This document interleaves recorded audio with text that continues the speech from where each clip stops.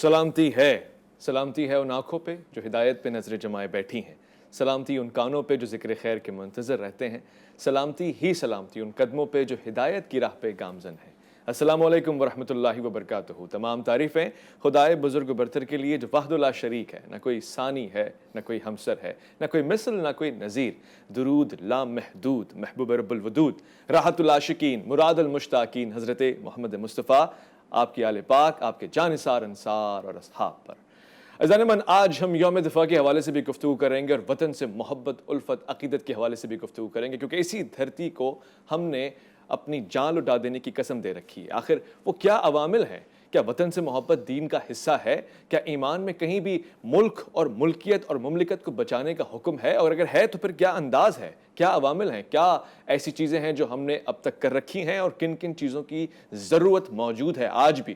کیا یوم دفاع صرف ایک دن کا نام ہے یا پھر پورے سال بلکہ زندگی بھر اس ملک کا دفاع کرنے کی قسم کھائے رکھنی ہے، اور ہر انداز سے، چاہے وہ علمی ہو، چاہے وہ نظریاتی ہو، چاہے وہ ہماری سرحدوں کا دفاع ہو، چاہے اس سے بڑھ کر ہو، ہم سب اس دفاع کے لیے کس حد تک تیار ہیں؟ آج ایک خاص اور اسپیشل پروگرام ہے الف لام میم کا، جس میں میں نے یہ سوچا ہے کہ آج آپ کو ماضی سے لے کر مستقبل کا سفر کرواؤں۔ وہ کون سے دور تھے جو ہم نے گزار دیے اور وہ کون سے ادوار ہیں جو آنے والے ہیں۔ میں خوش آمدید کہنا چاہتا ہوں آج پروگرام میں موجود انتہائی منور شخصیت، بہترین فوجی بھی ہیں، یعنی پاکستان کے دفاع میں اپنی ذمہ داریاں اب تک انجام دیتے رہے اور اس کے آگے بھی بہت دور تک کا سوچتے ہیں، یعنی 2040 تک کی سوچ رکھتے ہیں، ویژن رکھتے ہیں، ہوپ رکھتے ہیں۔ پاکستان سے محبت کا جو حق ادا کر رہے ہیں وہ وردی میں بھی ادا کیا ہے اور وردی اتار کے بھی ادا کر رہے ہیں، کیونکہ یہ اپنی ذات میں ایک پاکستانی ہے۔ میں خوش آمدید کرنا چاہتا ہوں قمر ذاکر صاحب، السلام علیکم ورحمۃ اللہ۔ السلام علیکم۔ آج کے ہمارے دوسرے مہمان بہت ہی پیارے، شفیق، مہربان۔ جب گفتگو کرتے ہیں تو ایسا لگتا ہے کہ قرآن کی ان سے بڑی گہری وابستگی ہے، احادیث پہ ان کا گہرا مطالعہ ہے، اور یہ ہمیں بتا سکتے ہیں کہ وطن کی محبت علم ہے یا پھر ایک خواہش ہے۔ دین اس کے حوالے سے کیا کہتا ہے؟ میں خوش آمدید کہنا چاہتا ہوں مفتی فضل سبحان صاحب، السلام علیکم ورحمۃ اللہ۔ وعلیکم السلام ورحمۃ اللہ۔ مفتی صاحب، آغاز کرتے ہیں، اس پہلو کو سمجھنے کی کوشش کرتے ہیں۔ دین میں کس حد تک حکم ہے وطن کی محبت کا، زمین کی محبت کا؟ کیا ہم جو کر رہے ہیں وہ ویسے ہی جیسے دین چاہتا ہے؟ نحمدہ نصلی علی رسولہ الکریم۔ سب سے پہلے تو ہم سب کے لیے بہت بابرکت اور سعادت کا دن ہے کہ اللہ کریم نے اس دھرتی کی حفاظت کے لیے ہمارے اسلاف اور اکابر کو قبول کیا، اور ہمارے ملک کے محافظین ملک و ملت نے اپنی جانوں کے نذرانے پیش کر کے اس دھرتی کا دفاع کیا، تو انہیں ہم دل کی اتہ گہرائی سے سلام پیش کرتے ہیں۔ دوسری بات، حب الوطنی من الایمان، اس کو حدیث کے طور پر کوٹ کیا جاتا ہے، لیکن مستند بات یہ ہے کہ یہ الفاظ بعین ہی حدیث کے نہیں ہیں، اچھا، اگرچہ اس کا مفہوم صحیح ہے۔ اچھا، رسول اللہ صلی اللہ علیہ وسلم پر جب پہلی وحی نازل ہوئی اور خدیجۃ الکبریٰ رضی اللہ عنہا انہیں ورقہ بن نوفل کے پاس لے کے گئی، تو اس نے جب حالات اور مشاہدات کو دیکھا تو کہا کہ اللہ کریم ان کو نبی بنائیں گے اور نبوت کے نور سے سرفراز فرمائیں گے، اللہ اکبر، لیکن آپ کی قوم آپ کی تکذیب کرے گی، اچھا، آپ خاموش رہیں۔ پھر فرمایا آپ کی قوم آپ کو اذیت دے گی، آپ خاموش رہیں۔ اچھا، پھر فرمایا آپ کی قوم آپ کو آپ کے وطن سے نکالے گی۔ اچھا، اس بات پر رسول اللہ صلی اللہ علیہ وسلم خاموش نہ رہ سکے، فرمایا کیا مجھے میرے وطن سے نکالا جائے گا؟ اللہ اکبر۔ تو علماء نے لکھا ہے کہ اس جملے پر آپ کا خاموشی کے بندھن کو توڑ دینا اشارہ ہے اس بات کی طرف کہ وطن کی محبت آپ میں رچ بس گئی۔ بے شک ابراہیم علیہ السلام نے اپنے وطن ہی کے لیے تو دعا مانگی، رب اجعل ھذا البلد آمنا، آمین، اور پھر رسول اللہ صلی اللہ علیہ وسلم نے فرمایا کہ آپ کے بندے اور خلیل نے اے اللہ مکے کے لیے برکت کی دعا مانگی، میں مدینے کے لیے مانگ رہا ہوں، بلکہ اس سے بھی زیادہ مانگ رہا ہوں۔ اللہ اکبر۔ رسول اللہ صلی اللہ علیہ وسلم جب سفر سے واپس آتے تو چونکہ آپ کا آخری مسکن مدینہ بن چکا تھا، تو جب مدینے کی دیواریں نظر آتی، مدینے کے آثار نظر آتے، تو اوزع ناقتہ، اور دوسری جگہ حرکہا، آپ شوق میں آ کر اپنی سواری کو حرکت دیتے۔ اچھا، اور ایک موقع پر جب مدینے میں کسی نے مکے کا تذکرہ کیا تو آپ کی آنکھوں میں آنسو آ گئے. فرمایا لا تشوقنا، ہمیں مکے کا شوق نہ دلاؤ. تو وطن سے محبت وہ مستحسن ہے، وہ مندوب ہیں. قرآن کریم میں بہت سے مقامات پر اس بات کی طرف اشارہ کیا گیا. اذن للذین یقاتلون بانہم ظلموا وان اللہ علی نصرہم لقدیر الذین اخرجوا من دیارہم. دیار غیر، یہ دیار شہر کو کہتے ہیں. یہ سورہ نور 18ویں پارے میں ہے. دوسرے مقامات پر بھی اس طرح ہے. رسول اللہ صلی اللہ علیہ وسلم نے دعا مانگی، اللہم حببنا الینا المدینہ، اللہ مدینے کو محبوب بنا جیسے مکے کو آپ نے ہمارے لیے محبوب بنایا. اور جب پھر آقا کو ہجرت پر مجبور کیا جا رہا ہے، آپ رخت سفر باندھ رہے ہیں، کوچ کر رہے ہیں، آپ نے یوں مڑ کر اپنے وطن کی طرف دیکھ کر کہا تھا ما اطیبک من بلد واحبک الی، تو کتنا پاکیزہ ہیں، کتنا مجھے محبوب ہے. اگر میری قوم مجھے نہ نکالتی، میں تیرے علاوہ کہیں اور سکونت اختیار نہ کرتا. تو وطن کی محبت پہ مر مٹنا یہ قرآن، حدیث اور سیرت سے بہت زیادہ ثابت ہے. واہ خوبصورت. قمر ذاکر صاحب، ہر انسان کی ایک ایج ہوتی ہے، اس سے سیکھتا ہے، پروگریس کرتا ہے. اسی طرح پاکستان سے محبت کرنے کے مختلف انداز سے ہوتے ہیں. آپ کا پہلا حصہ پاکستان سے محبت کرنے کا ایسا ہے کہ آپ نے پاکستان نیوی کو جوائن کیا، فوج میں داخلہ لیا. کیا موٹیویشن تھی، کیا پیشن تھا، اور کس طرح سے اپنے فرائض انجام دے رہے تھے؟ بسم اللہ الرحمن الرحیم. دیکھیے، سب سے پہلے تو رب تعالیٰ کا بہت بڑا ہم پہ کرم ہے اور احسان ہے کہ آج ہم ایک آزاد ملک میں آزاد شہری کی حیثیت سے آزاد سانسیں لے رہے ہیں. اور پھر وطن سے، جس مٹی سے آپ نے جنم لیا ہوتا ہے، اس سے ایک محبت اور ایک انسیت تو ویسے ہی ہو جاتی ہے. اور بچپن سے ظاہر والدین جب آپ کو قصے کہانیاں سناتے ہیں تو وہ بھی ایک موٹیویشن ہوتی ہے. اب میرے گھر میں چونکہ ماحول فوجی تھا شروع سے، والد صاحب بھی نیوی میں تھے اور وہاں سے ریٹائر جب وہ ہوئے تو اسی وقت میری پیدائش ہوئی. اور وہ ان کی جو تصاویر ہم دیکھتے تھے، ان کی جو کہانیاں ہم سنتے تھے، اس سے ایک موٹیویشن آئی اور ایک جذبہ بھی آیا کہ بالکل اس ملک کا ہم نے دفاع کرنا ہے. اور پھر نیوی جوائن کی اور الحمدللہ 28 سال تک سرحدوں کی حفاظت پہ مامور رہے. تقریباً 15 سال سمندر میں گزارے. اللہ اکبر. اور اپنی زندگی کا ایک بڑا حصہ جو ہے وہ آسان نہیں اپنے ہوتا ملک کے سمندر میں نام. لائف گزارنا. جی بہت مشکل ہے. اسی لیے تو حضور صلی اللہ علیہ وسلم نے فرمایا کہ پانی کا جہاد 10 گنا افضل ہے خشکی کے جہاد سے. تو ٹف لائف تھی. الحمدللہ جو بھی کام، جو بھی ذمہ داری ہم پہ عائد کی گئی، ہمیں سونپی گئی، وہ کوشش کی کہ خوش اسلوبی سے اسے انجام دیا جائے. اور پھر ایک وقت آیا کہ جب میں نے سوچا کہ اس ملک میں اس سے بہتر بھی کوئی کام ہو سکتا ہے. تو پھر میں نے پری میچور ریٹائرمنٹ لی. اور پھر میں کسی اور مشن کی طرف چل پڑا اور الحمدللہ اس طرف گامزن ہوا بھی. اور اس ملک کے لیے اس سے اچھا کچھ کرنا چاہتا ہوں جو میں پہلے 28 سال کرتا رہا. خوب، اس پہ بھی بات کرتے ہیں وہ کیا ہو سکتا ہے، کیونکہ میں نے کہا کہ فیسز ہیں. بعض اوقات آپ یونیفارم پہن کی خدمت کرتے ہیں اور بعض اوقات آپ ویسے خدمت کرتے ہیں جو بڑا عوامی سٹائل ہوتا ہے. مفتی صاحب ایک سوال پوچھوں گا، وفے کی طرف جاؤں گا. سوال بڑا خاص ہے. ہمارے یہاں جب یوم دفاع کی بات ہوتی ہے تو اس وقت سننے میں آتا ہے کہ امپاسبل تھا، ہم سے کتنا بڑا دشمن، ہم تعداد میں کتنے کم ہیں، مگر کوئی خدائی طاقتیں تھیں، کچھ ایسے لوگ تھے، کچھ دعائیں تھیں، کوئی ہاتھ تھا. کس کی سپورٹ تھی؟ کیسے کامیاب ہو سکتے ہیں؟ کیسے اتنے بڑے دشمن کے سامنے دفاع کامیاب بنا سکتے ہیں؟ دیکھیے، قرآن کریم میں اللہ کریم نے اس منظر کو یوں بیان کیا، کم من فئۃ قلیلۃ غلبت فئۃ کثیرۃ باذن اللہ. بہت سی بار ایسا ہوا کہ تھوڑی جماعت بہت سو پر غالب آ گئی. لقد نصرکم اللہ ببدر وانتم اذلہ. بدر کے میدان میں بھی تعداد، مین پاور، افرادی اعتبار سے، اسلحے کے اعتبار سے کم تھے، لیکن اللہ نے غلبہ عطا کیا. یہ 6 سپٹمبر 1965 کو جو پاکستان نے اپنے سے 5 گنا بڑے ایک دشمن کو شکست فاش دی اور ناکو چننے چبوانے پر مجبور کیا، تو اس کے پیچھے جو بیسک ایلیمنٹس تھے وہ کیا؟ قوم کی وحدت تھی، قوم کا جذبہ جہاد تھا، قوم اور ہمارے محافظین ایک پیج پر تھے، اور ظاہر سی بات ہے کہ یہ ملک اسلام کے نام پر بنا تھا۔ پاکستان کا مطلب کیا؟ لا الہ الا اللہ۔ تو اتنا بڑا ویژن اور اتنا بڑا نعرہ، تو پھر اس ملک کے ایک ایک انچ اور دھرتی کی حفاظت کے لیے سب میدان عمل میں کود پڑے، اور یہ آواز لگی اے مرد مجاہد جاگ ذرا اب وقت شہادت ہے آیا۔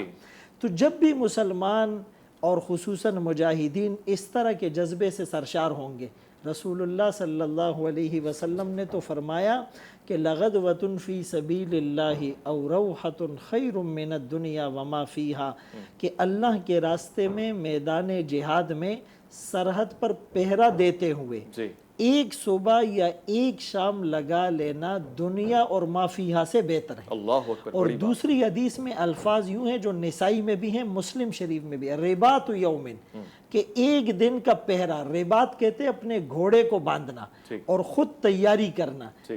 سورہ توبہ میں بھی اللہ کریم نے حکم دیا وَأَعِدُّوا لَهُمْ مَا اسْتَطَعْتُم مِّن قُوَّةٍ وَمِن رِّبَاطِ الْخَيْلِ، کہ تم کافروں کے واسطے ٹیکنالوجی میں اپنی قوت کو تیار رکھو، گھوڑے باندھے رکھو۔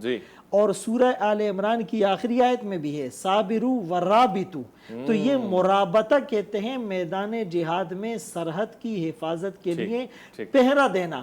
تو یہ سارے فضائل مسلمانوں کے سامنے تھے، یہ ایمان کی قوت مسلمانوں کے سامنے تھی، اور یہ شہادت کا مرتبہ، یعنی کافر سب سے زیادہ موت سے ڈرتا ہے، اور مسلمانوں کے لیے تو موت تحفہ ہے، اور شہادت کی موت فرمایا لا تقولوا لمن يقتل فی سبیل اللہ اموات، شہید کو تو مردہ کہنے پر اللہ نے پابندی لگائی۔ اے اللہ آپ نے زبانوں پر پابندی لگائی، سینسر لگا دیا، کوئی سوچ تو سکتا ہے کہ یہ مردہ ہے۔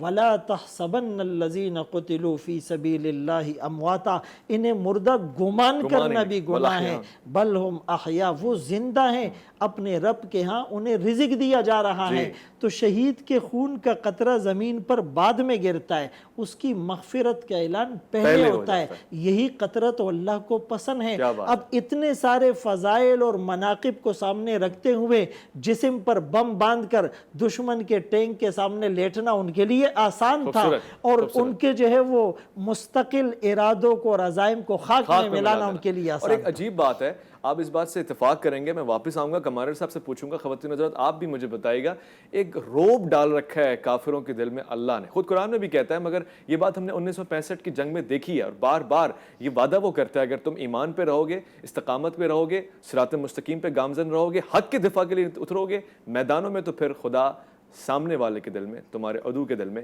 تمہارا روب ڈال دے گا۔ ایک مختصر سا وقفہ الف لام میم میں آپ کا انتظار ہے۔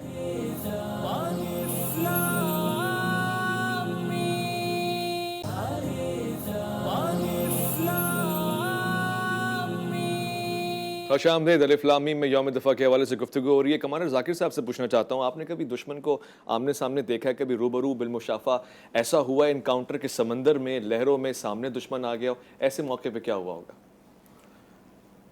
دیکھیں ویسے تو ظاہر ہے میں 28 سال جو میرا ٹینیور ہے اس میں کوئی بڑی جنگ تو ہوئی نہیں، چھوٹے موٹے جو مسائل ہمارے بارڈرز پہ رہتے ہیں وہ رہتے ہیں، وہ ادھر لیول سائڈ پہ بھی ہمارا جو بارڈر انڈیا کے ساتھ لگتا ہے وہاں بھی چھوٹے موٹے جو ہیں وہ فائرنگ چلتی رہتی ہے، اور کچھ عرصہ ٹینشنز بھی رہی ہیں بیچ میں، اچھا، خاص کر جب جو سیاسی طور پہ ہمارے جب ڈائلاگس ناکام ہوئے، تو ایک موقع ایسا تھا جب انڈیا نے اپنی تمام فورسز کو بارڈر کی طرف موو کیا، اچھا، اور انہوں نے اناؤنس یہ کیا کہ ہم حملہ کرنے لگے ہیں، تو وہ بڑا وقت ایسا آ گیا کہ جس میں ہمیں بھی یہ یقین تھا کہ اب یہ رکیں گے نہیں، اور ہمیں بھی آرڈرز ایسے آ گئے کہ آپ فل، اچھا، تو ہمارا جو وار شپ پہ تھا میں اس وقت، اور تمام جو ویپنس ہیں وہ ہم وار اسٹاک پہلی دفعہ ہم لے کے فلی ایکوپڈ ہو کے ہم نکلے، اچھا، کیونکہ ہم نے پھر ٹائم سے پہلے باہر نکلنا ہوتا کھلے سمندر، اس کو ڈسپرسمنٹ کہتے ہیں، آپ اپنے پھر آپ پورٹس میں نہیں رہتے، جب جنگ سے پہلے آپ کو پتہ چل جاتا ہے کہ جنگ ہونے لگی ہے، تو فلی ایکوپڈ ہو کے ہماری جو سبمریز ہیں وہ اپنی ڈپلائمنٹ سائٹس پہ چلی جاتی ہیں، مہینوں کا راشن لے کے وہ نکل جاتی ہیں، ٹھیک ہے. اسی طرح ہمارے شپس بھی اپنی ہاربر سے نکل جاتے ہیں اور اپنے ڈپلائمنٹ ایریاز میں چلے جاتے ہیں. تو وہ جو ایک ماحول صرف ایک دفعہ ہی بنا تھا وہ، اور اس پہ بہت زیادہ ایسے ہی محسوس ہو رہا تھا کہ یہ جنگ اب ضرور ہوگی، کیونکہ کسی طرح سے بھی دشمن باز نہیں آ رہا تھا. تو اس میں پھر ہم تمام ویپن، ہم سارا جو ہمارا وار کی پریپریشنز ہیں وہ ساری ہم نے کی. اور میں اس وقت ویپن آفیسر تھا. اچھا. ایک ڈسٹرائر پہ ایک بہت بڑی ذمہ داری تھی مجھ پہ، اور وہ ہم نے نبھائی. ہم نے لوگوں کو موٹیویٹ بھی کیا. اچھا. اور وی آل ور ویل موٹیویٹڈ. اچھا. ٹھیک ہے، ہم اتنے موٹیویٹڈ تھے کہ اگر واقعی وہ جنگ ہو جاتی تو انشاءاللہ کچھ بہت. جی اصل میں موٹیویشن بڑا ایک رول پلے کرتی ہے. اللہ کا شکر ہے کہ ہم مسلمان ہیں، اور ایک جہاد کا جو جذبہ ہے جو کہ دشمن کو یہ ایڈوانٹیج نہیں رہے گا کبھی بھی، تو وہ ایک جذبہ جو ہمارے اندر آتا ہے ہمارے مذہب کی وجہ سے، وہ ایک بہت بڑی اسٹرینتھ بن جاتا ہے. وہ آپ کی بہت بڑی قوت بن جاتا ہے. جب آپ کہتے ہیں کہ مطلب اگر جان بھی چلی گئی تو still we are not losers, still we are winners. کیا بات. ٹھیک ہے، اگر جان بھی جائے گی تو اسٹل وی آر ونرز. تو وہ جو جذبہ ہے، وہ جو ہمیں اپنے مذہب نے ہمیں وہ نوازا ہے اس جذبے سے، وہ جذبہ جب بیدار ہوتا ہے نا تو پھر جو ہے بڑا مشکل ہو جاتا ہے اس کو مطلب تابع کرنا یا شکست دینا اس قوم کو یا اس گروپ کو. صحیح کہہ رہے ہیں. تو وہ میں نے دیکھا اس وقت. اور بڑے وہ اسی طرح کے ترانے اور وہ سب کچھ جو پچھلی جنگوں میں کبھی خوف سنتے آئے تھے. سامنے والا طاقت میں زیادہ ہے، ویپن اچھا، اس میں پھر ہمارا سامنا بھی ہوا. اچھا. ظاہر ہے چونکہ آرڈرز نہیں آئے تھے، وار آرڈرز، تو اس وجہ سے انگیجمنٹس تو ہو نہیں سکتی تھی. تو جس طرح ہم نکلے تو دشمن بھی نکلا اپنی ڈپلائمنٹ سائٹس پہ، اور کئی دفعہ آمنا سامنا بھی ہوا. آمنا سامنا بھی ہوا. تو یہ ایک دفعہ ہوا تھا.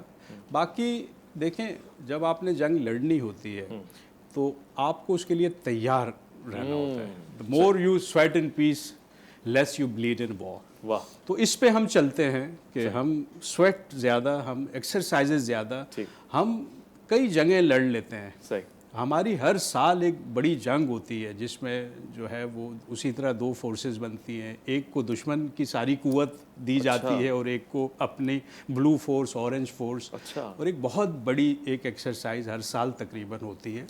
اور اس میں وہ بالکل جو جنگ والے سارے جو ٹیکٹکس ہیں وہ ہم نے استعمال کرنے ہوتے ہیں. تو اس طرح سے تو کئی ایکسرسائزز ہم نے کی ہیں. اچھا، عام لائف سے بڑی ہٹ کر ہے سمندر کی لائف. میں جاننا چاہتا ہوں کیا کیا لائف ہٹ کے، بہت زیادہ ہٹ کے ہے. کیونکہ اس میں آپ کو بعض اوقات یہ نہیں پتہ ہوتا کہ گھر کب جانا ہے. ٹھیک ہے، خاص کر جب بارڈر پہ ٹینشن کا ماحول ہوتا ہے اور آپ ڈپلائمنٹ پہ نکل جاتے ہیں، پھر آپ کو واپسی کا نہیں پتہ ہوتا. ایون نارمل ایکسرسائزز میں بھی جب ہم چلے جاتے ہیں تو بعض اوقات وہ پرولونگ ہو جاتی ہیں. بعض اوقات سچویشن ایسی بن جاتی ہے کہ آپ کو کوئی اور مشن اسائن ہو جاتا ہے، تو آپ ٹائم پہ گھر نہیں آ سکتے. تو پھر جو سمندر میں اس طرح سے ہوتے ہیں یا بارڈرز پہ ہوتے ہیں یا ڈپلائمنٹ پہ ہوتے ہیں، تو ان کو پھر فیملیز بھی اس حساب سے ٹیون ہو جاتی ہیں کہ بھئی ان کا اب پتہ نہیں ہے، جانے کا پتہ ہے، واپسی کا نہیں پتہ. تو ٹف تو رہا. ٹھیک ہے، کیونکہ یہ آسان کام نہیں ہے.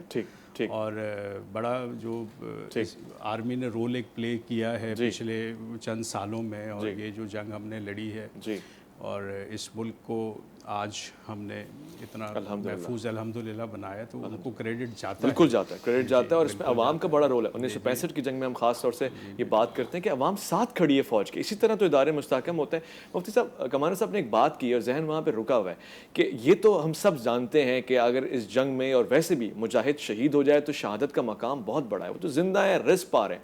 البتہ ایک دوسرا فیز بھی ہے، وہ غازی ہوتا ہے تو کیا مقام ہے؟ غازی کی فضیلت کیا ہے؟ دیکھیں، بنیادی بات یہ کہ سب سے پہلے تو اس کا میدان جہاد میں اترنا یہی ایک بہت بڑی سعادت ہے. صحیح. اور پھر اگر وہ جنگ جیت کر آتا ہے تو اللہ کی نظر میں اس کا مقام اور مرتبہ اتنا ہے. فرمایا کہ جو گھر بیٹھے ہوئے ہیں، جنہوں نے اپنی جان سے، مال سے جہاد نہیں کیا، وہ کبھی بھی ان کے برابر نہیں ہو سکتے جنہوں نے اپنی جان اور مال سے اللہ کے راستے میں جہاد کیا تھا.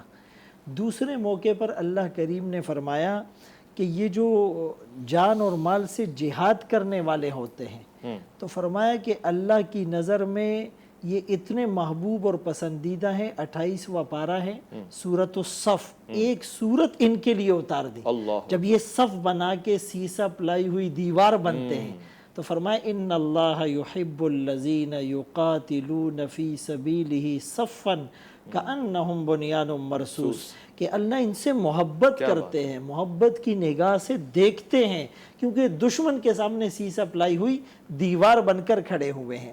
اسی طرح حدیث پاک میں آتا ہے کہ جو اللہ کے راستے میں جہاد کرتا ہے اور ایک رات یا ایک دن کا پہرا دیتا ہے، کأجر صیام، ایک مہینے کے روزے اور ایک مہینے رات کو مستقل عبادت کرنے کا ثواب ملتا ہے۔ اچھا جی، اور دوسری حدیث میں جو میں نے پہلے بھی کوٹ کی کہ فرمایا دنیا اور ما فیہا میں جتنے خیر کے کام ہیں ان سب سے بہتر یہ ہیں کہ یہ اللہ کے راستے میں میدان جہاد میں ایک صبح یا ایک شام گزارتا ہے۔ اور ایک حدیث میں تو یوں فرمایا کہ جس نے پوری زندگی جہاد نہیں کیا اور جہاد کا ارادہ بھی نہیں کیا اور جہاد کے لیے کسی مجاہد کو تیار بھی نہیں کیا، وہ منافق ہو کر مرے گا۔ اسی لیے دفاع پاکستان کے حوالے سے میں ضرور یہ کہنا چاہوں گا کہ اس ملک کے دفاع کے 5 پہلو ہونے چاہیے۔ اچھا، ایک تو جغرافیائی سرحدوں کی حفاظت جو سب سے ضروری امر ہیں، اور ظاہر ہے کہ اس کے بغیر اس ملک میں ہم اسلامی نظام کو لا ہی نہیں سکتے۔ صحیح ہے۔ تو ایک تو جغرافیائی سرحدوں کی حفاظت جو الحمدللہ ہمارے ادارے اور ہماری فورسز کر رہے ہیں۔ دوسرے نمبر پر اس کی سیاسی ایک حفاظت اور دفاع کا نظام بھی ہو کہ عالمی سیاست کے گہرے اثرات اور سائے اس پر مرتب نہ ہو، ہم خود کفیل ہو۔ صحیح ہے۔ اور تیسرے نمبر پر فکری اور نظری اعتبار سے بھی جو جغرافیائی سرحدیں ہیں، الحاد اور استشراق ہے، لادینیت ہے، اسلام کی دیوار میں رخنہ ڈالنے کی، شکوک اور شبہات پر پیدا کرنے کی جو کوششیں ہیں اس کے خلاف بھی باب باندھا جائے۔ اس ملک کو سیکولر بنانے کی جو کوششیں ہیں اس کا بھی مقابلہ کیا جائے، اسی لیے کہ اتنی لاکھوں کی تعداد میں قربانیاں وہ صرف اس کو ایک اسلامی جمہوریہ پاکستان اور اسلامی تشخص کے لیے دی گئی تھی۔ اور چوتھے نمبر پر اس کی ثقافتی اور تہذیبی سرحدات کی بھی حفاظت کی جائے۔ ہماری جو مشرقی اقدار ہے، جو مشرقی روایات ہیں، اس کو پامال نہ ہونے دیا جائے۔ اور 5ویں نمبر پر معاشی سرحدات کی حفاظت ہو۔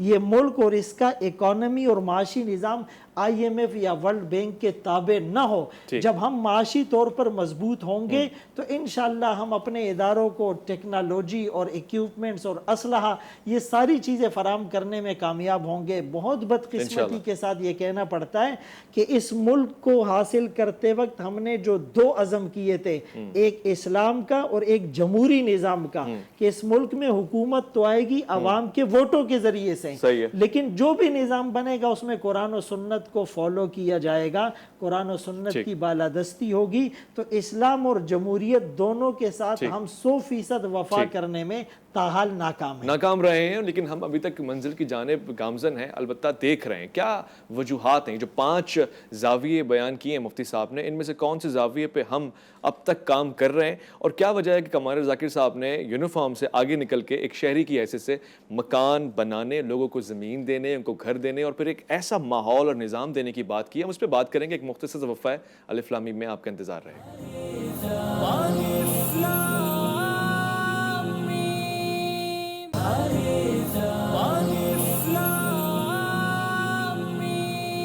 آئے وطن تو نے پکارا تو لہو کھول اٹھا، تیرے بیٹے تیرے جاں باز چلے آتے ہیں، مگر ہر بار وطن آواز دے کے نہیں پکارتا۔ بعض اوقات وطن کا تنگ دست مفلس انسان بھی پکار رہا ہوتا ہے اور اس کو روٹی چاہیے ہوتی ہے، مکان چاہیے ہوتا ہے، اس کو زمین چاہیے ہوتی ہے، اس کو تحفظ چاہیے ہوتا ہے اپنے لیے، اپنی معاشیات کے لیے۔ وہ کون دے گا؟ وہ کیسے دے گا؟ وہ کیا وجہ تھی کمانڈر صاحب جو آپ نے ایک ویژن پیش کیا اور آپ کا خیال ہے کہ 2040 تک بلکہ 2025 تک آپ 5000 گھر دے رہے ہیں لوگوں کو؟ چاہتے کیا ہیں؟ عام پاکستانی کے لیے کون سی سہولیات ہونی چاہیے عام دنوں میں بھی؟ دیکھیں، ہم نے جو بچپن گزارا اور بچپن سے ابھی بڑھاپے کا سفر آپ سمجھ لیں، اس میں ہم نے اس ملک میں کوئی نظام نہیں دیکھا، اور ہر وقت ہمیں یہی ایک دیکھ رہے ہوتے تھے ہم کہ کوئی ایک لیڈر آئے، اس ملک کو ایک اچھی لیڈرشپ ملے اور نظام اس ملک کا بہتر ہو. صحیح. چاہے آپ ایجوکیشن کے نظام کی بات کریں، میڈیکل کیئر کی بات کریں، صفائی کی بات کریں، مطلب کسی طرح سے بھی ہمیں اس نظام سے سیٹسفیکشن نہیں مل سکی. تو یہ تو ایک، اس کو میں اپنی بدقسمتی کہوں یا جو بھی اس کو نام آپ دے دیں، لیکن ایک اسٹیج پہ پھر میں نے سوچا کہ نہیں، کوشش ضرور کرنی چاہیے. ضروری نہیں ہے کہ آپ سیاست میں ہی آئیں اور اسی طرح سے ملک کا نظام بدلے. خوب. کیوں نہ ایک این جی او کے طور پہ کوئی ایسی کوشش کی جائے کہ اس ملک کو ہم بہتر بنا سکیں. اور اسپیشلی جب 92 میں انگلینڈ گیا اور وہاں میں نے 6 مہینے گزارے یورپ میں، اور جب میں نے ان کا نظام دیکھا تو اس میں مجھے ایمانداری بھی نظر آئی، ادھر مجھے انسانیت بھی نظر آئی، ادھر مجھے بہت وہ چیزیں نظر آئیں جو ہمارے مذہب نے ہمیں سکھائی ہیں، جو یہاں میں نہیں دیکھ سکا تھا اتنے عرصے میں. تو وہاں میں نے ایک فیصلہ کیا کہ رب نے اگر مجھے چانس دیا تو میں ضرور کوشش کروں گا ایک نظام بدلنے کی. اور پھر اس کے بعد جب میں واپس آیا تو پھر جب بھی میں سوچتا تھا، میرے اندر ایک اس طرح کی چیز بیدار ہوتی تھی، ایک جذبہ کہ نہیں، یہ سرحدوں کی حفاظت تو بہت مقدس کام ہے، لیکن اس سے بھی کوئی بہتر کام کیوں نہ کیا جائے. اور پھر میرا جو مینڈیٹری ٹائم تھا وہ میں نے پورا کیا اور پری میچور ریٹائرمنٹ لی. اس دن میں بہت خوش تھا. جس دن میں نے یونیفارم اتارا، میں نے رب کا شکر ادا کیا کہ عزت سے میں نے 28 سال گزارے. اور پھر میں حج پہ گیا. میدان عرفات میں نے رب سے دعا کی کہ اے رب مجھے ہمت دے اور میں کچھ بہتر اس ملک کے لیے کرنا چاہتا ہوں. ٹھیک ہے، میرے پاس پیسہ نہیں، میرے پاس سرمایہ نہیں، میرے پاس صرف انرجیز ہے اور ایک ارادہ ہے، اور میں جب بھی مانگوں گا تجھ سے مانگوں گا، تو نے مجھے عطا کرنا ہے. اور وہ برکتوں کی صورت میں ظاہر ہے رب نے عطا کرنا تھا. تو میں نے پھر کام شروع کیا. اور الحمدللہ آج بہت آگے میں نکل چکا ہوں.